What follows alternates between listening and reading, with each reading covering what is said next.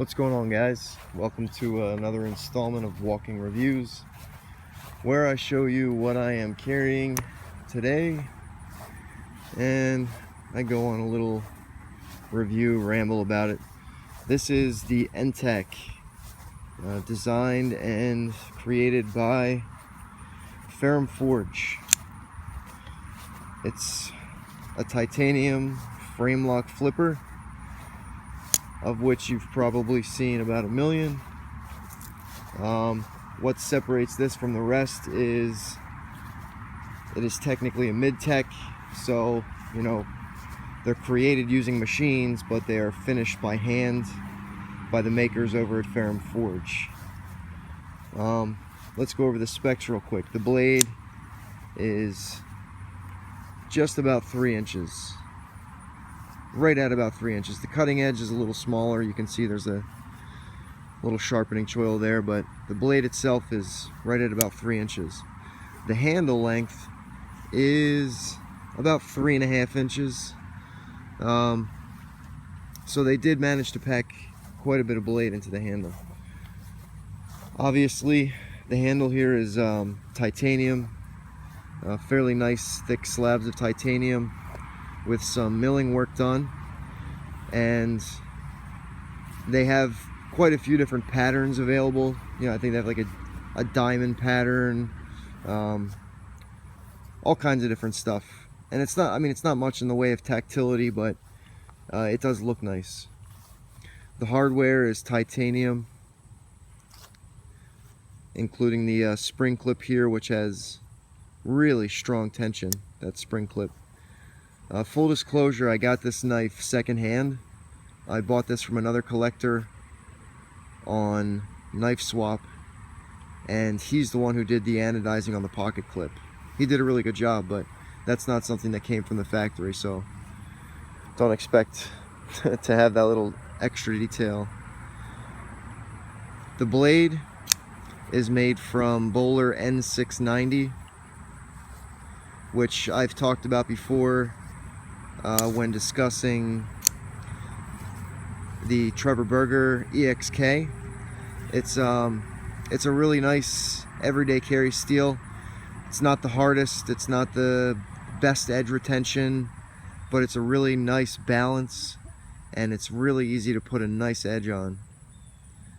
Again, that edge, I can't claim that that's the factory edge, because this was pre-owned.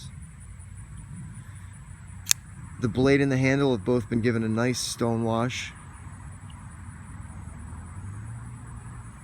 A little bit darker on the handle, which I like. And the stone wash on the blade is pretty good at hiding wear. I've done some cutting with this, and you really can't see any marks, anything like that.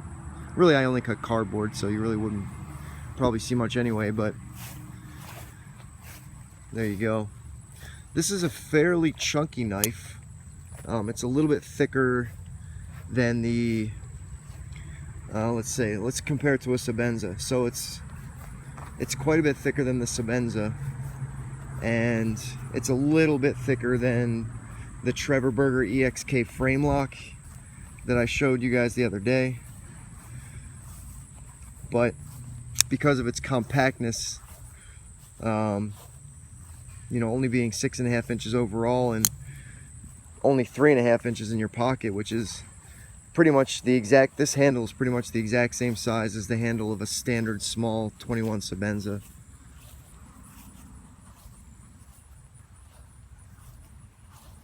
So it does fit pretty nicely in the pocket, even though it's a little bit chunky. The blade is a beautiful drop point with a flat grind from about 3/4 of the way down. Like I said, the edge, I can't say that this is the factory edge, so take it for what it's worth, but it's a decent edge. It's nothing crazy. The fellow I bought it from did say he touched it up, but it's not the craziest sharp edge I've ever seen. Not all that great at shaving hair or anything. I can change that, so like I said, N690, really easy to sharpen. So what makes this knife stand out from other frame lock flippers that can be had at just about any price point and just about any style you could ever want? Well, this does have the Hoback rolling detent, and what that means is the detent ball is adjustable. This little torque screw here, if you loosen it, the detent ball actually goes further into the handle, making the detent lighter. And if you want a harder detent, you know, just the opposite, obviously, tighten that and the detent ball protrudes more. I don't know why they call it the rolling detent. It doesn't make any sense to me. I mean, I would say Hoback adjustable detent. It doesn't roll. It makes for decent flipping action. I'd say maybe a little less snappy than the Zero Tolerance 0450, which is a fantastically snappy knife. So this knife does hold its own. It flips pretty darn well. The lockup is perfect. You know, not a single bit of wiggle anywhere. The centering is perfect. I mean, dead spot on perfect. So that's definitely a plus in the column. Ergonomically, it's nice.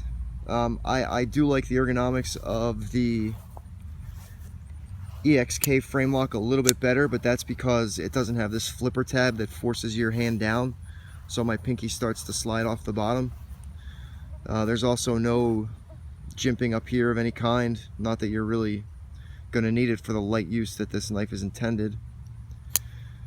Is there anything I don't like about the knife? This flipper tab, I'm a big fan of small flipper tabs, and this is a small flipper tab. I'm a big fan of higher flipper tabs, which this is. You know, it's not sitting down here. But if you're going to do a small flipper tab and it's high up and it's sloping down like this is, you really should consider putting some jimping on it. My finger can slide off pretty easily there, which is kind of a pain. You know, if you pull this out of your pocket and you go to flip it out and your finger just slides off. That's not a huge deal. It's nothing I would really say, you know, fuck this knife, it's no good, but there you go. I do like the aesthetic they went for. You know, it's plain, but it just speaks to me. I like the cutout here, I like the nice finger choil, and I like the milling work they did. It's you know, it's creative enough to make this knife stand out, give it kind of a machine look.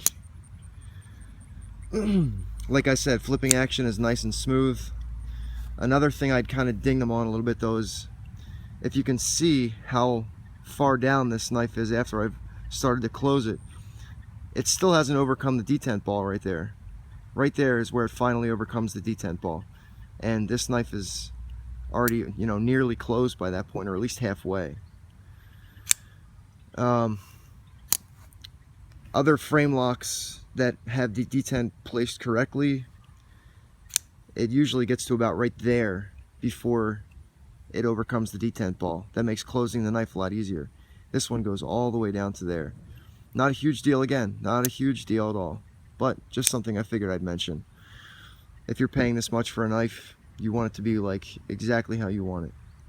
Speaking of price, this is about a $500 knife, and this is their base version. They haven't done anything, you know, super special to this. They do have versions of these knives called Maker's Choice that you can pay a little bit extra, and they give you some extra, you know, flair or whatever. But as a standard, this is about 525 bucks. So again, right in that range of nicer Sebenza. A Sebenza with some, you know, with some flair to it. It does have a stainless steel lock bar insert, and there's really not much, if any, stick at all. You know, just the tiniest little bit, but nothing that's going to hurt your thumb disengaging it.